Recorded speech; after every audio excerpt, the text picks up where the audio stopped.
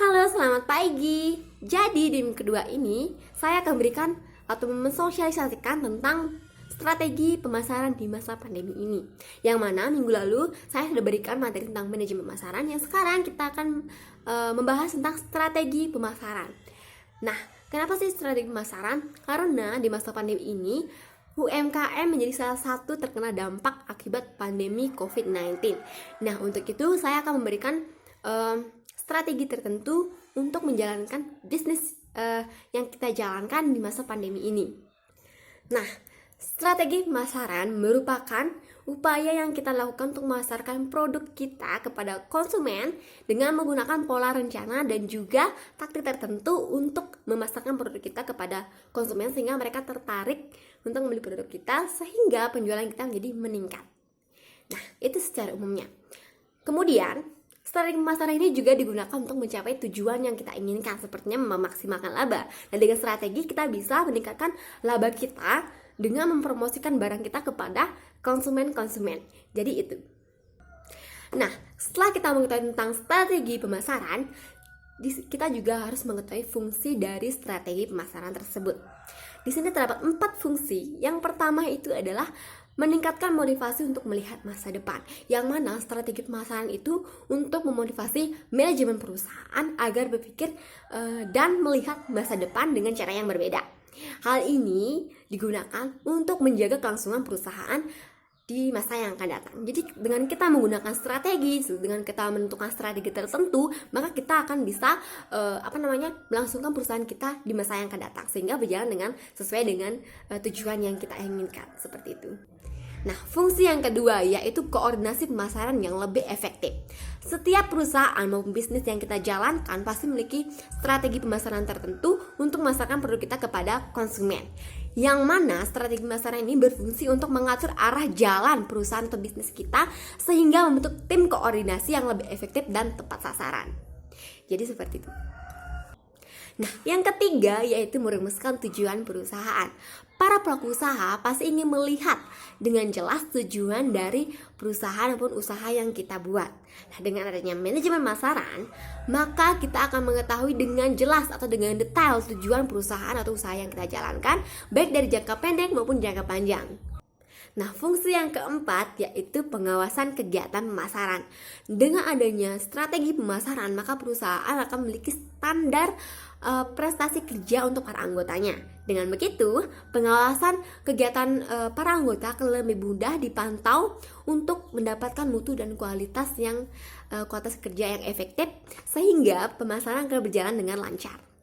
Nah, selanjutnya yaitu jenis-jenis strategi pemasaran. Menurut Aswari, terdapat 3 jenis strategi pemasaran. Yang pertama yaitu strategi pemasaran yang tidak membeda-bedakan pasar.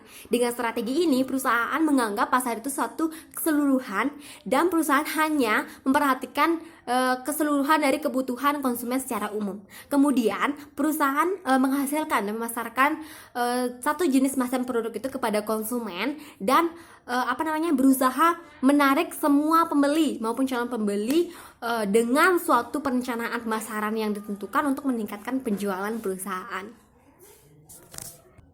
Nah, yang kedua yaitu strategi pemasaran yang membeda-bedakan pasar. Dengan strategi ini, perusahaan hanya melayani beberapa konsumen tertentu dengan jenis maupun produk-produk tertentu pula. Dengan kata lain, perusahaan akan menawarkan variasi produk dan produk mix sesuai dengan kebutuhan maupun keinginan dari konsumen tersebut atau dari pembeli produk-produk tertentu. Jadi seperti itu.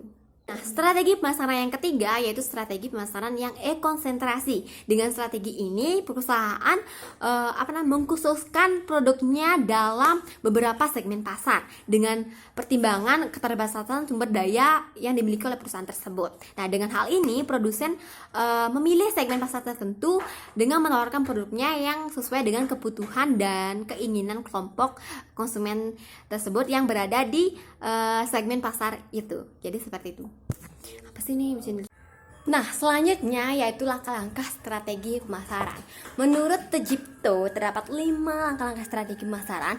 Yang pertama, pemilihan pasar, yang mana kita bisa mulai dengan melakukan segmentasi pasar, kemudian memilih pasar sasaran untuk memudahkan kita dalam melakukan penjualan. Yang kedua, yaitu perencanaan produk, di mana promosi produk itu sangat penting, karena kalau tidak ada produk, apa yang kita akan tawarkan kepada konsumen. Jadi dalam hal ini meliputi produk itu sendiri, merek dari produk, ketersediaan produk, dan juga kualitas produk. Kemudian yang ketiga yaitu penentuan harga. Harga sangat penting untuk dalam kita menjual produk kita. Karena dengan harga, konsumen akan melihat harga yang kita tawarkan kepada mereka. Dalam hal ini kita bisa menentukan harga yang dapat mencerminkan nilai kuantitatif dari produk kepada pelanggan tersebut. Jadi penentuan produk ini bisa dilihat dari aspek-aspek, yaitu biaya produksi, biaya bahan baku, biaya distribusi, dan juga biaya promosi. Jadi kita bisa menentukan harga tersebut dari aspek-aspek tersebut. Kemudian yang keempat yaitu sistem distribusi atau penyaluran produk kita kepada konsumen. Jadi kita bisa gunakan seperti penjualan secara eceran maupun grosir untuk memberikan produk kita kepada pelanggan atau konsumen terakhir kita. Kemudian komunikasi pemasaran atau promosi ini sangat penting bagi kita untuk melakukan pemasaran, karena dengan kita melakukan promosi maka produk yang kita cetak atau produk yang kita hasilkan akan diketahui oleh pelanggan tersebut, sehingga mereka akan tertarik terhadap pelanggan kita. Jadi seperti itu. Nah, selanjutnya strategi pemasaran di masa pandemi ini. Seperti kita ketahui bahwasannya gitu ya, di masa pandemi ini kita tidak bisa berkomunikasi atau bertemu dengan langsung dengan pelanggan. Jadi kita harus menggunakan media sosial. Seperti yang pertama strateginya yaitu tetap berhubungan dengan pelanggan di media sosial. Jadi dengan media sosial kita bisa berhubungan secara langsung, berkomunikasi secara langsung dengan pelanggan. Kita bisa memberitahukan bahwasanya di bisnis kita ini atau di produk yang kita jual itu ada diskon maupun penawaran yang menarik. Jadi kita bisa menginformasikan kepada pelanggan kita baik melalui media sosial seperti Facebook, WA, kemudian Instagram seperti itu. Jadi kita menggunakan media sosial untuk mempromosikan maupun memberitahukan diskonan dari produk kita, sehingga para pelanggan maupun konsumen akan mengetahui bahwasanya kita menjual produk di masa pandemi ini dengan penawaran-penawaran yang begitu menarik untuk mereka tertarik membeli produk kita. Jadi seperti itu. Nah, strategi yang kedua yaitu pastikan bisnis yang kita jalankan itu ditemukan di online. Nah, kita ketahui di masa pandemi ini itu adanya social distancing. Jadi semua orang pasti menggunakan ponsel maupun komputernya atau laptopnya untuk mencari informasi terkait dari pandemi ini maupun untuk mereka belanja online. Jadi kita pastikan produk kita ada di marketplace, di Facebook Marketplace gitu ya. Kemudian bisa di e-commerce seperti Shopee, Tokopedia, Blibli.com. Jadi kita harus produk kita harus bisa ditemukan di marketplace maupun e-commerce tersebut untuk memudahkan para konsumen maupun pelanggan kita menemukan produk kita secara langsung. Jadi seperti itu. Setelah mereka mengetahui, maka mereka akan tertarik terhadap produk kita, maka penjualan akan meningkat seperti biasanya. Jadi seperti itu.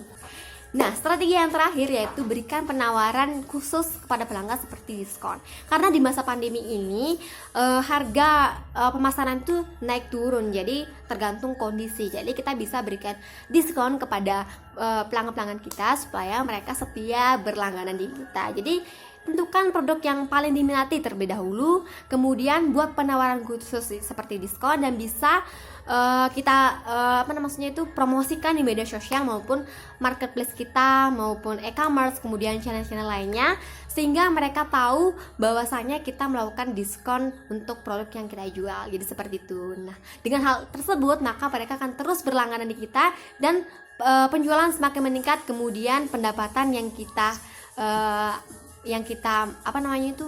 dapatkan meningkat juga. Jadi seperti itu.